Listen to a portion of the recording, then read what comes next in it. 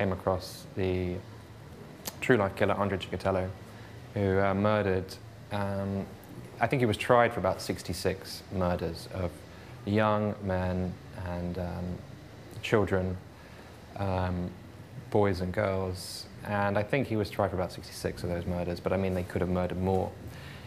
And whilst I was reading this case file, it kind of leapt at me that if Somewhere the Shadow was a kind of futuristic, it was a kind of a future serial killer story, this felt like the first one, because no one in Russia really had any of the apparatus to crack these cases. They didn't have the language that we all have now about MOs, about the way in which these cases kind of have similar patterns. They knew none of that. They didn't even have a term serial killer. And on top of that, it was this crime wasn't even meant to exist.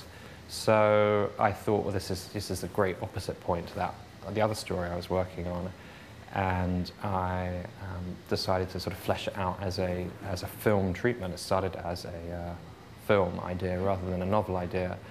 And I then pitched it to my agent, who said, it's set in a period, because although the real killer killed in the 80s and 90s, I'd moved to the 50s because it's much more dramatic in terms of the risk to your life. In the 80s and 90s, you'd probably lose your job. In the 50s, you'd lose your life for opposing the state.